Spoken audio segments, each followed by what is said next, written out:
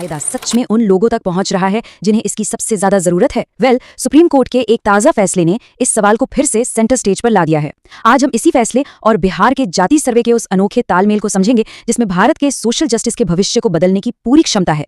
तो इस पूरी कहानी को अच्छी तरह समझने के लिए हम इसे 5 हिस्सों में देखेंगे। सबसे पहले बात करेंगे सुप्रीम कोर्ट के उस ऐतिहासिक फैसले की, फिर ये जानेंगे कि आखिर आरक्षण के अंदर आरक्षण यानी सब क्लासिफिकेशन क्यों जरूरी है। इसके बाद हम बिहार के यूनिक मॉडल पर एक नजर डालेंगे और देखेंगे कि इसका वहां की पॉलिटिक्स पर क्या असर पड़ रहा है। और आखिर में इस बड़े बदलाव को समझने की कोशिश करेंगे कि कैसे सामाजिक न्याय अब सिर्फ पहचान से आगे बढ़ रहा है। तो चलिए सबसे पहले बात करते हैं उस फैसले की जिसने सब कुछ बदल दिया। ये सिर्फ एक लीगल जजमेंट नहीं था, बल्कि इसने दशकों पुरानी आरक्षण की बहस में एक नया ही मोड़ ला दिया है। देखिए, सालों से बहस का सबसे बड़ा मुद्दा यही था, क्या एससी या एसटी जैसी एक बड़ी रिजर्वेशन कैटेगरी के अंदर और छोटी छोटी कैटेगरीज बनाई जा सकती हैं? क्या राज्यों को यह अधिकार है कि वो ये पहचान सकें कि एक ही ग्रुप के अंदर कौन ज्यादा पिछड़ा है और कौन कम? यही वो सवाल था जिसका जवाब सुप्रीम कोर्ट को देना था। और 2024 में state of Punjab versus Davinder Singh case में सुप्रीम कोर्ट ने एक जोरदार हाँ में जवाब दिया। कोर्ट ने एकदम साफ कर दिया कि एससी एसटी जैसी कैटेगरीज के अंदर सब क्लासिफिकेशन करना यानी उपवर्गीकरण करना पूरी तरह से संवैधानिक है।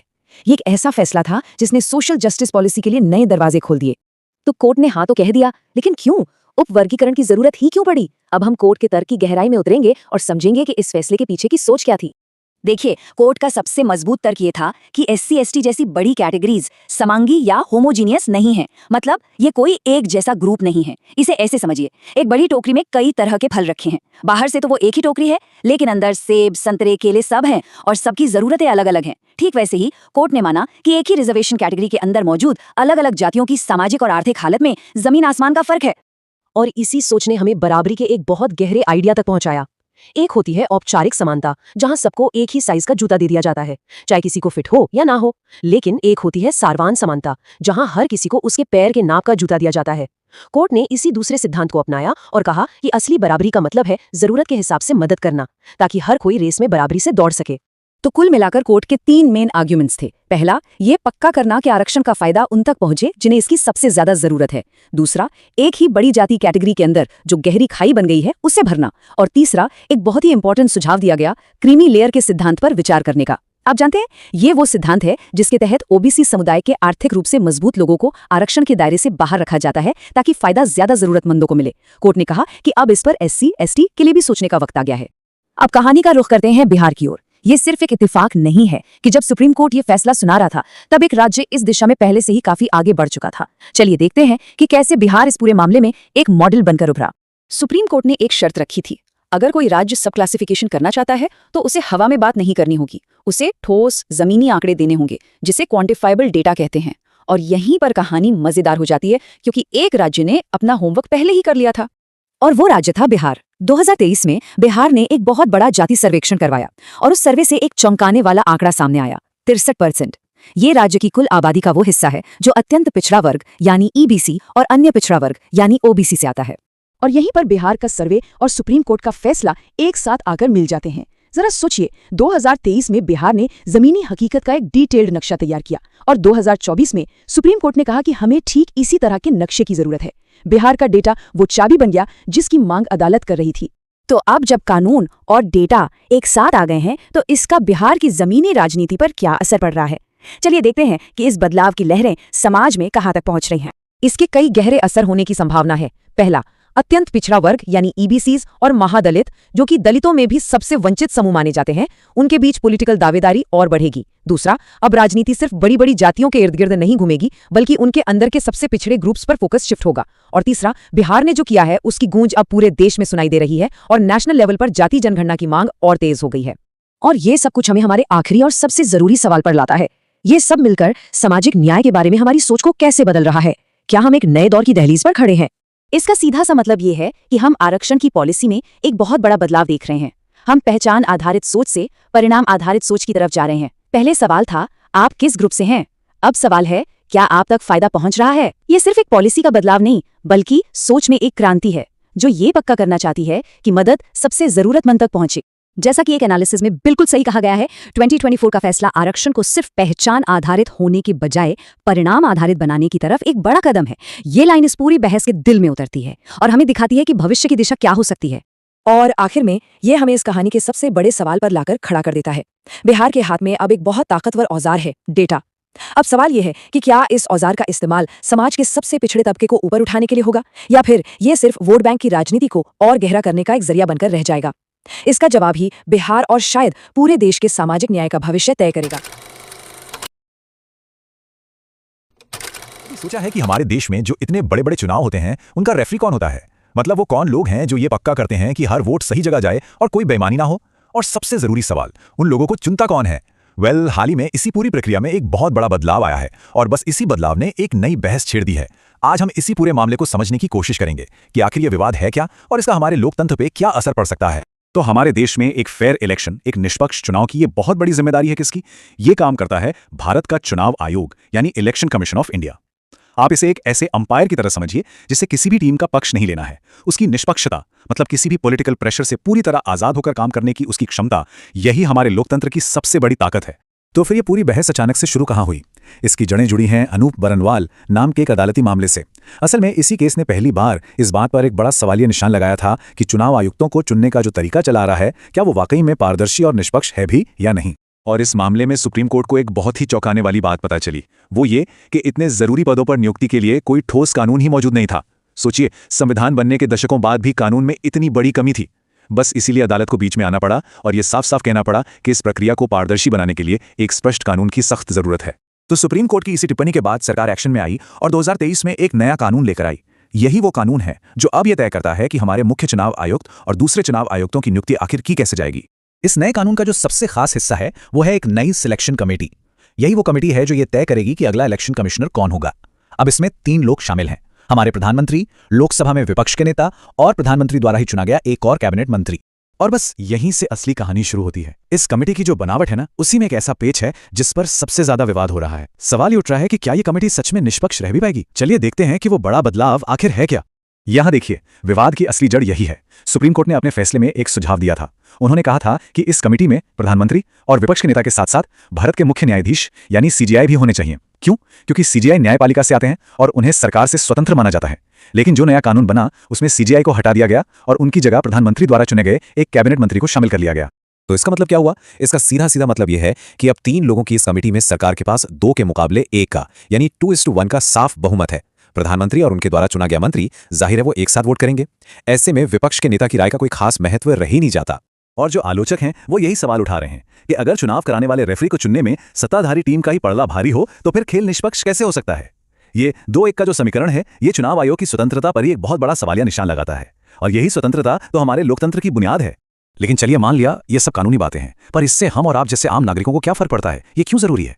इसका जवाब हमें बिहार जैसे राज्य का उदाहरण देखने से मिलता है, जहां की जनता राजनीति में बहुत दिलचस्पी लेती है। आइए देखते हैं कि जमीनी स्तर पर इसका असल में मतलब क्या है। देखिए, बिहार जैसे राज्य में जहां हर चुनाव में कांटे की टक्कर होती है, वहां लोगों का वोटिंग सिस्टम पर भरोसा ही सब कुछ है। उन्हें यह विश्वास होना चाहिए कि चुनाव आयोग किसी के दबाव में काम नहीं कर रहा। अगर लोगों को जरा सा भी शक हो गया ना कि रेफरी तो एक टीम की तरफदारी कर रहा है, तो फिर खेल में उनकी दिलचस्पी ही खत्म हो जाएगी। और यह सिर्फ कोई ख्याली बात नहीं है, इसके सबूत भी हैं। जरा 2020 के बिहार विधानसभा चुनावों को देखिए, वहां लगभग 67% लोगों ने वोट डाला था। ये जो भारी मतदान था, ये इस बात का सबूत है कि उस समय लोगों को चुनावी प्रक्रिया पर और चुनाव आयोग की निष्पक्षता पर पूरा भरोसा था। तो सार यह है कि भरोसा है तो वोट है। चुनाव आयोग पर लोगों का यही विश्वास उन्हें पोलिंग बूथ तक खींचकर लाता है। अब सबसे बड़ा सवाल यही है कि क्या ये जो नियुक्ति की नई प्रक्रिया है वो इस भरोसे को बनाए रख पाएगी या कहीं इसे कमजोर तो नहीं कर देगी, क्योंकि इसका असर सीधा सीधा भविष्य के चुनावों में हमारी भागीदारी पर पड़ सकता है। तो हम इस बहुत ही अहम सवाल पर आकर रुकते हैं, इस नए कानून के बाद चुनाव आयोग की स्वतंत्रता को कैसे सुरक्षित रखा जाएगा? क्या न्यायपालिका इसमें फिर से दखल देगी या फिर यह जिम्मेदारी अब हम नागरिकों और विपक्ष पर है कि वो इस संस्था की निष्पक्षता पर पैनी नजर रखें? इस सवाल का जवाब ही शायद ये तय करेगा कि आने वाले समय में हमारा लोकतंत्र कितना। भारतीय लोकतंत्र में 10वीं अनुसूची यानी दल बदल विरोधी कानून एक बहुत ही जरूरी लेकिन उतना ही विवादित हिस्सा भी है। तो चलिए आज जरा गहराई से समझते हैं इस कानून की पेचीदगियों को और इसमें मौजूद उन लूप होल्स को। सवाल तो बड़ा सीधा सा लगता है ना कि आखिर कोई नेता चुनाव जीतने के बाद अपनी पार्टी क्यों नहीं बदल सकता? यही सवाल आज हमारी पूरी बातचीत की जड़ में है और यकीन मानिए इसका जवाब उतना सीधा है नहीं जितना यह सवाल लगता है। असल में इसी चीज को रोकने के लिए दल बदल विरोधी कानून बनाया गया था। इसका एक ही मुख्य मकसद था, चुनी हुई सरकारों को स्थिरता देना। ये कानून विधायकों और सांसदों को अपनी मर्जी से पार्टियां बदलने से रोकता है, ताकि भारतीय राजनीति से वो आयाराम गयाराम वाला दौर खत्म हो सके। अब ये कानून न दरअसल एक बहुत ही नाजुक संतुलन साधने की कोशिश करता है। इसको एक ऐसे तराजू की तरह समझिए जिसके दो पलड़े हैं, और दोनों में बैलेंस बनाना, भाई यही सबसे बड़ी चुनौती है। एक तरफ है सरकार की स्थिरता, मतलब जनता ने जिसे चुना है वो सरकार टिके, अपना कार्यकाल पूरा करे। और दूसरी तरफ है एक चुने हुए नेता की अपनी आजादी, कि वो अपने विवेक से या अपने इलाके की जनता की आवाज के हिसाब से वोट कर सके। 10वीं अनुसूची ठीक इसी खींचतान के बीच में खड़ी है। लेकिन इतने नेक इरादों के बावजूद हुआ क्या? वक्त के साथ इस कानून की दीवार में कह सकते हैं बड़ी बड़ी दरारें दिखने लगी। कुछ ऐसे लूप होल्स बन गए जिनका आज जमकर फायदा उठाया जा रहा है। देखिए, जब ये कानून बना था ना, तो इसका मकसद बहुत साफ था। निशाना था व्यक्तिगत दल बदल, यानी उन एक दो विधायकों को रोकना जो निजी फायदे के लिए पाला बदल लेते थे। लेकिन आज तो तस्वीर पूरी तरह से बदल चुकी है। अब खेल एक दो लोगों का रहा ही नहीं, अब तो थोक के भाव में पूरे के पूरे ग्रुप्स एक साथ पाला बदलते हैं। इसी को कहते हैं बल्क डिफेक्शन। और इस पूरे खेल का एक कह सकते हैं मैजिक नंबर है 2/3। जी हाँ, 2/3। यही वो आंकड़ा है जो एक गैर कानूनी काम को चुटकियों में कानूनी जामा पहना देता है। आप सोच रहे होंगे कैसे? चलिए समझते हैं। तो देखिए, कानून में एक विलय या मर्जर की बात कही गई है। ये कहता है कि भाई अगर किसी पार्टी के कम से कम 2/3 विधायक एक साथ मिलकर ये फैसला कर लें कि उन्हें किसी दूसरी पार्टी में शामिल होना है, तो उसे दल बदल नहीं माना जाएगा, उसे कहेंगे विलय। और बस इसी क्लॉज का इस्तेमाल अब असली पॉलिटिकल मर्जर के लिए कम और इस बल्क डिफेक्शन को कानूनी कवर देने के लिए ज्यादा हो रहा है। तो ये तो हुई पहली बड़ी दरार। अब आते हैं दूसरे लूपहोल पर, जो शायद इससे भी ज्यादा बड़ा है। यहाँ पर मामला सिर्फ विधायकों की गिनती का नहीं है, बल्कि इस बात का है कि फैसला कौन ले रहा है और सबसे जरूरी कब ले रहा है। और यहीं पर जो विधानसभा के स्पीकर होते हैं ना, उनकी भूमिका सवालों के घेरे में आ जाती है। तो सबसे बड़ी दिक्कत पता है क्या है? हमारे संविधान में स्पीकर के लिए कोई समय सीमा ही तय नहीं की गई है। मतलब उन्हें डिस्क्वालिफिकेशन के केस पर कब तक फैसला लेना है, इसकी कोई डेडलाइन नहीं है। और यही इस कानून का सबसे बड़ा कह सकते हैं एक वैक्यूम है, एक खालीपन है। ये जो आप देख रहे हैं, ये पूरी कहानी साफ कर देता है। देखिए, होता क्या है, शिकायत दर्ज हो जाती है, लेकिन क्योंकि कोई टाइम लिमिट है ही नहीं, तो स्पीकर साहब अक्सर फैसले को टालते रहते हैं। इसी को कहते हैं स्ट्रेटेजिक डिले, मतलब जानबूझकर की गई देरी। और नतीजा ये कि दल बदल करने वाले विधायक मजे से मंत्री बने रहते हैं, और कभी कभी तो पूरी सरकार का कार्यकाल ही खत्म हो जाता है, पर फैसला नहीं आता। बिहार जैसे राज्यों में तो हमने ये कई बार होते हुए देखा है। तो सवाल ये उठता है कि क्या इन कमियों को ठीक किया जा सकता है? क्या इस कानून में सुधार की कोई गुंजाइश है? तो जवाब है हाँ, बिल्कुल है। एक्सपर्ट्स ने और खुद सुप्रीम कोर्ट ने भी कुछ बहुत ही जरूरी सुधार सुझाए हैं। चलिए एक एक करके उनको समझते हैं। तो ये सुधार जो हैं वो मुख्य तौर पर 3 चीजों पर फोकस करते हैं। पहला, जो फैसला लेने वाली अथॉरिटी है उसे ही बदल दो। दूसरा, फैसला लेने के लिए एक पक्की टाइम लिमिट लगाओ। और तीसरा, जो पार्टी विप की ताकत है ना, उसे थोड़ा कंट्रोल करो। तो पहला और सबसे बड़ा सुधार क्या है कि फैसला लेने का जो अधिकार स्पीकर के पास है वो उनसे ले लिया जाए। अब आप पूछेंगे क्यों? भाई क्योंकि स्पीकर तो अक्सर रूलिंग पार्टी का ही सदस्य होता है, तो उनके फैसले पर हमेशा पक्षपात का एक शक बना रहता है। तो सुझाव ये है कि ये अधिकार राष्ट्रपति या राज्यपाल को दिया जाए, और वो भी अकेले नहीं, इलेक्शन कमीशन की बाध्यकारी सलाह पर। इससे क्या होगा? पूरी प्रक्रिया निष्पक्ष हो जाएगी। अब दूसरा सुधार, ये सीधा उस स्ट्रेटेजिक डिले वाली बीमारी का इलाज है। सुप्रीम कोर्ट ने खुद कहा है कि डिस्क्वालिफिकेशन के मामलों पर फैसला 90 दिन के अंदर हो जाना चाहिए। बस बात खत्म। एक डेडलाइन तय कर दो और ये देरी वाला लूप होल अपने आप बंद हो जाएगा। और तीसरा सुधार, ये जुड़ा है पार्टी विप से। अभी क्या होता है, पार्टी हर छोटे बड़े बिल पर विप जारी कर देती है कि सबको पार्टी लाइन पर ही वोट करना है। सुझाव ये है कि विप का इस्तेमाल सिर्फ उन वोटों के लिए हो जो सरकार की जिंदगी और मौत का सवाल है, जैसे कि अविश्वास प्रस्ताव या मनी बिल। बाकी जो आम कानून है उन पर विधायकों को थोड़ी आजादी मिलनी चाहिए कि वो अपनी समझ या अपने क्षेत्र की जरूरतों के हिसाब से वोट कर सके। तो आखिर हम इन सब कानूनी दांव पेंच और सुधारों की बात कर ही क्यों रहे हैं? ये इतना जरूरी क्यों है? भाई ये इसलिए जरूरी है क्योंकि ये सिर्फ किताबों में लिखी बातें नहीं है, इसका सीधा असर हमारे लोकतंत्र की सेहत पर पड़ता है। एक स्थिर सरकार के लिए और एक स्वस्थ लोकतंत्र के लिए ये बहुत जरूरी है कि 10वीं अनुसूची की जो पवित्रता है, जो उसकी गरिमा है, उसे फिर से बहाल किया जाए। और बिहार जैसे राज्यों में जहां गठबंधन की राजनीति इतनी आम है और सरकारें अक्सर बहुत पतले बहुमत पर टिकी होती हैं, वहां तो इस कानून का मजबूत होना और भी ज्यादा जरूरी हो जाता है। लेकिन आखिर में एक सवाल तो फिर भी खड़ा रहता है, क्या सिर्फ कानून में कुछ बदलाव कर देना ही काफी होगा? क्या ये सुधार वाकई हमारे लोकतंत्र को अंदर से मजबूत कर पाएंगे, या असली समस्या कहीं और ज्यादा गहरी है? ये एक ऐसा सवाल है जिस पर हम सबको सोचने की जरूरत है। दिलचस्प सवाल से शुरू करते हैं। हमारे और आपके वोट की ताकत आखिर ये तय कैसे होती है? 2026 में भारत में एक बहुत बड़ा बदलाव होने वाला है जिसका नाम है परिसीमन। और ये कोई छोटा मोटा बदलाव नहीं है, ये एक ऐसी प्रक्रिया है जो हमारे देश की राजनीति की पूरी तस्वीर ही बदल सकती है। तो क्या इसका मतलब ये है कि 2026 में भारत का पॉलिटिकल मैप फिर से बनाया जाएगा? और अगर हाँ, तो इसका हम सब पर, हमारी राजनीतिक शक्ति पर क्या असर पड़ेगा? चलिए इस पूरी पहेली को ना एक एक करके समझते हैं। तो सबसे पहले तो यही समझना पड़ेगा कि आखिर ये परिसीमन है क्या भला। देखिए, ये हमारे लोकतंत्र की नींव का एक बहुत बहुत ही जरूरी हिस्सा है। आसान भाषा में समझें तो परिसीमन का मतलब है चुनावी सीटों की बाउंड्री को फिर से तय करना। अब देखिए, समय के साथ किसी शहर या राज्य की आबादी बदलती है, राइट? तो ये जरूरी हो जाता है कि हर सांसद मतलब हर एमपी लगभग बराबर संख्या में लोगों को रिप्रेजेंट करे, ताकि हर वोट की कीमत बराबर हो। इसी को कहते हैं वन वोट वन वैल्यू का सिद्धांत। तो सवाल उठता है कि 2026 में ऐसा क्या खास है? परिसीमन तो पहले भी हुआ है, फिर इस बार इतना हंगामा क्यों है? ये इतना अलग क्यों है? इसकी सबसे बड़ी वजह है टेक्नोलॉजी। जी हाँ, ये पहली बार होगा जब परिसीमन पूरी तरह से डिजिटल सेंसस यानी डिजिटल जनगणना के आंकड़ों पर बेस्ड होगा। इसका मतलब यह है कि जो भी गिनती होगी वो पहले से कहीं ज्यादा सटीक होगी, और जब आंकड़े सटीक होंगे तो समझिए पूरा खेल ही बदल सकता है। अभी हमारी लोकसभा में कितनी सीटें हैं? 543। पर क्या आप जानते हैं, ये जो 543 का आंकड़ा है, ये 1971, जी हाँ, 1971 की जनगणना पर आधारित है। मतलब तब से अब तक ये नंबर बदला ही नहीं है। तो अब जरा देखिए कि बदलाव कितना बड़ा हो सकता है। अनुमान ये है कि 2026 के बाद लोकसभा की सीटें 543 से बढ़कर 800 से भी ज्यादा हो सकती हैं। ये तो इंडियन पॉलिटिक्स में एक भूकंप जैसा होगा, है ना? और ये सिर्फ सीटों का नंबर बढ़ना नहीं है, असल में ये पॉलिटिकल पावर का एक राज्य से दूसरे राज्य में शिफ्ट होना है। मतलब जिन राज्यों की आबादी पिछले कुछ दशकों में तेजी से बढ़ी है, जैसे कि बिहार हो गया, उत्तर प्रदेश हो गया, नेशनल लेवल पर उनकी आवाज और मजबूत हो सकती है। और यहीं से इस पूरी कहानी का सबसे दिलचस्प और शायद सबसे विवादास्पद हिस्सा शुरू होता है। वो है भारत के उत्तर और दक्षिण के बीच एक तनाव का, एक बड़ी दरार का खतरा। कभी सोचा है क्या हो जब लोकतंत्र का वो सिद्धांत जो सबको बराबरी देता है, वही देश के दो हिस्सों को आमने सामने खड़ा कर दे? यही वो बड़ा और मुश्किल सवाल है जो 2026 का परिसीमन हमारे सामने ला खड़ा कर रहा है। इसको ऐसे समझिए, यहाँ दो अलग अलग तस्वीरें हैं। एक तरफ है उत्तर भारत के राज्य जैसे बिहार, जिनकी आबादी बढ़ी है और इस वजह से संसद में उन्हें ज्यादा सीटें मिल सकती हैं। और दूसरी तरफ है दक्षिण भारत के राज्य जैसे तमिलनाडु और केरल, जिन्होंने पॉपुलेशन कंट्रोल पर, परिवार नियोजन पर बहुत अच्छा काम किया, पर अब उन्हें डर सता रहा है कि कहीं उनकी यही कामयाबी उनके लिए सजा न बन जाए और नेशनल पॉलिटिक्स में उनका असर कम न हो जाए। इसी चीज को एक नाम दिया जा रहा है परफॉर्मेंस पेनल्टी, मतलब अच्छा काम करने की सजा। दक्षिण के राज्यों का तर्क सीधा है, हमने डेवलपमेंट पर, एजुकेशन पर ध्यान दिया, अपनी आबादी को कंट्रोल किया, और अब इसी वजह से हमारी पॉलिटिकल पावर कम की जा रही है। ये तो ठीक नहीं है।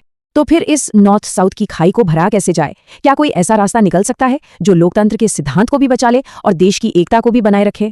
देखिए, एक्सपर्ट्स का मानना है कि सिर्फ आबादी ही सब कुछ नहीं होनी चाहिए। एक रास्ता हो सकता है भारांश सुधार का, वेटेज रिफॉर्म का। इसका मतलब ये कि जब सीटें बांटी जाएं तो ये भी देखा जाए कि किसी राज्य ने विकास, शिक्षा जैसे मामलों में कैसा परफॉर्म किया है, और साथ ही एक संघीय स्पर्श यानी फेडरल टच भी जरूरी है। मतलब इस पूरे प्रोसेस में राज्यों की राय को भी बराबर की अहमियत दी जाए। तो असली चुनौती ये है इस नाजुक से बैलेंस को बनाना। एक तरफ वन वोट वन वैल्यू का सिद्धांत है कि हर वोट की कीमत बराबर हो, और दूसरी तरफ ये भी देखना है कि किसी भी राज्य को, किसी भी हिस्से को ऐसा न लगे कि उसकी आवाज को दबाया जा रहा है। ये किसी पतली रस्सी पर चलने जैसा है, बहुत मुश्किल। तो सबसे बड़ा सवाल यही है, भारत अपनी डेमोक्रेसी की जरूरतों और अपने फेडरल स्ट्रक्चर की आत्मा, इन दोनों के बीच बैलेंस कैसे बनाएगा? याद रखिए, 2026 का परिसीमन सिर्फ कुछ नंबरों का खेल नहीं होगा। ये भारत के भविष्य की दिशा तय करने वाला एक ऐतिहासिक पल साबित होगा, और इसका जवाब जो भी निकले वो आने वाले कई दशकों तक हमारे देश की सियासत पर अपना असर। बिहार विधानसभा चुनाव के नतीजे आए और कई राजनीतिक विश्लेषक कह सकते हैं हैरान रह गए। एनडीए की जीत तो हुई, लेकिन इस जीत की कहानी लिखी एक ऐसे वोटिंग ब्लॉक ने जो ज्यादातर खामोश रहता है। तो वो कौन सा निर्णायक फैक्टर था जिसने पूरा खेल पलट दिया? आइए आज इसी पहेली को सुलझाते हैं। तो देखिए, इस जीत के रहस्य को समझने के लिए हम सबसे पहले नीतीश तत्व को डीकोड करेंगे। फिर हम देखेंगे कि कैसे एक साइलेंट ब्लॉक ने इस सोच को जमीनी हकीकत में बदल दिया, और ये भी जानेंगे कि आखिर महिलाएं ही इतनी निर्णायक क्यों बन गई। फिर आंकड़ों से इस पूरी कहानी को परखेंगे और आखिर में बिहार के नए राजनीतिक समीकरण पर बात करेंगे। एनडीए की इस जीत की कहानी दरअसल एक नहीं बल्कि दो एक दूसरे से जुड़ी धाराओं से मिलकर बनी है। एक तरफ है एक खास राजनीतिक रणनीति और दूसरी तरफ है एक जबरदस्त सामाजिक शक्ति। चलिए पहले उस रणनीति को समझते हैं, और वो पहली धारा है जिसे हम कह रहे हैं नीतीश तत्व। अब ये सिर्फ एक नाम नहीं है, ये वो पूरा पॉलिटिकल फिलॉसफी है, वो राजनीतिक दर्शन है जिसने इस चुनाव की नींव रखी। तो सवाल यह है कि आखिर ये नीतीश तत्व है क्या? देखिए, नीतीश तत्व कोई एक अकेली पॉलिसी नहीं है, बल्कि ये तीन मजबूत चीजों का एक अनोखा मिश्रण है। पहला, सिद्धांतों पर आधारित शासन। दूसरा, सामाजिक न्याय का एक नया मॉडल। और तीसरा, जो सबसे जरूरी है, महिलाओं को केंद्र में रखकर विकास की राजनीति करना। ये एक पूरी सोची समझी रणनीति है। इसको थोड़ा और आसान बनाते हैं। इसके 3 मुख्य स्तंभ हैं। पहला है सुशासन, मतलब सड़क, बिजली, पानी जैसे बुनियादी ढांचे को सुधारना और कानून व्यवस्था को बेहतर बनाना। दूसरा है सामाजिक न्याय का एक नया मॉडल, जो सिर्फ आरक्षण नहीं बल्कि हाशिए पर खड़े लोगों को अधिकार और अवसर देने की बात करता है। और तीसरा, गठबंधन की राजनीति में माहिर होना, यानी अलग अलग सहयोगियों के साथ मिलकर एक स्थिर सरकार दे पाना। तो नीतीश तत्व तो वो रणनीति थी जो कागज पर थी, लेकिन इसे जमीन पर एक जबरदस्त ताकत में किसने बदला? यहीं से कहानी में एंट्री होती है बिहार के सबसे शक्तिशाली वोटर बेस की, वो साइलेंट ब्लॉक जो अब बिल्कुल भी खामोश नहीं था। और इस साइलेंट ब्लॉक की रीढ़ की हड्डी है जीविका नेटवर्क। अब इसे कोई छोटी मोटी संस्था समझने की गलती मत कीजिएगा। ये 1 करोड़ से भी ज्यादा महिलाओं का एक बहुत बड़ा नेटवर्क है। इस नेटवर्क ने उन्हें सिर्फ आर्थिक आजादी ही नहीं दी, बल्कि एक राजनीतिक आवाज भी दी है। और इसका नतीजा क्या हुआ? नतीजा ये हुआ कि वे एक संगठित साइलेंट ब्लॉक के रूप में उभरी। मतलब ये अब सिर्फ अलग अलग घरों की महिलाएं नहीं थी, बल्कि एक ऐसी संगठित राजनीतिक शक्ति बन चुकी थी जिसे कोई भी नजरअंदाज नहीं कर सकता था। तो सवाल उठता है कि ये महिलाएं इतनी निर्णायक बनी कैसे? आखिर वो कौन सी खास नीतियां थीं, वो कौन सी बातें थीं जिन्होंने इस साइलेंट ब्लॉक को इतना ज्यादा प्रभावित किया और अपने साथ जोड़ लिया? इस जुड़ाव के पीछे 4 बड़ी वजहें थीं। पहली, शराबबंदी, जिसे महिलाओं ने सिर्फ एक कानून की तरह नहीं बल्कि सम्मान की नीति के तौर पर देखा। दूसरी, जीविका कार्यक्रम, जिससे उन्हें आर्थिक आजादी मिली। तीसरी, साइकिल और पोशाक जैसी योजनाएं, जिन्होंने लड़कियों को स्कूल तक पहुंचाया। और चौथी, इन सब ने मिलकर एक ऐसी पीढ़ी तैयार की जो अपनी राजनीतिक सोच खुद बना रही थी, स्वतंत्र रूप से। ठीक है, अब तक हमने जो कहानी बताई, क्या आंकड़े भी उसकी गवाही देते हैं? क्योंकि अंत में नंबर्स झूठ नहीं बोलते हैं। तो चलिए अब कुछ ठोस आंकड़ों पर नजर डालते हैं जो इस पूरी कहानी को साफ कर देंगे। जरा इन आंकड़ों को देखिए, कहानी खुद ब खुद साफ हो जाएगी। 2025 के चुनाव में पुरुषों का वोटिंग प्रतिशत था 62.8% और महिलाओं का 71.6%। ये सिर्फ कुछ अंकों का फासला नहीं है, ये एक राजनीतिक भूचाल है। महिलाएं न सिर्फ बड़ी संख्या में वोट देने निकली, बल्कि उन्होंने चुनाव का रुख ही तय कर दिया। और सबसे बड़ी बात, ये वोट गया कहां? आंकड़े बताते हैं कि लगभग 60 से 70% महिला वोटरों ने नीतीश कुमार के पक्ष में वोट किया। अब जरा सोचिए, एक इतना बड़ा वोटिंग ब्लॉक जो पुरुषों से ज्यादा संख्या में वोट कर रहा है, जब वो लगभग एक तरफा वोट करे तो नतीजों पर कोई शक बाकी नहीं रह जाता। तो इन सभी बातों का बिहार की राजनीति के लिए असल में मतलब क्या है? ये हमें हमारे आखिरी और सबसे अहम हिस्से की ओर ले जाता है, बिहार का नया राजनीतिक समीकरण। देखिए, ये सिर्फ एक चुनाव जीतने की बात नहीं है, ये एक बहुत बड़े बदलाव का संकेत है। और यहीं पर बिहार की राजनीति में एक बुनियादी, एक फंडामेंटल बदलाव आया है। महिलाओं ने कई जगहों पर पारंपरिक जातिगत समीकरणों को तोड़ा। उन्होंने एक नई पहचान के आधार पर वोट दिया, और वो पहचान थी लाभार्थी पहचान। मतलब उनका वोट उस नेता या पार्टी के लिए था जिसकी नीतियों से उनकी जिंदगी में सीधा और अच्छा बदलाव आया था। और यही बिहार की राजनीति का नया विनिंग फॉर्मूला बन गया है। विकास की राजनीति और लाभार्थी की पहचान का एक शक्तिशाली मिश्रण। इस मॉडल ने न सिर्फ एक चुनाव जिताया है, बल्कि बिहार के राजनीतिक समीकरण को एक नई दिशा और एक नई स्थिरता दी है। तो हम इस चर्चा को एक बहुत बड़े सवाल के साथ खत्म करते हैं। जो बिहार में हुआ, क्या वो पूरे भारत में दोहराया जा सकता है? क्या ये नई लाभार्थी पहचान देश की सदियों पुरानी जातिगत राजनीति पर भारी पड़ सकती है? इसका जवाब तो खैर भविष्य के चुनाव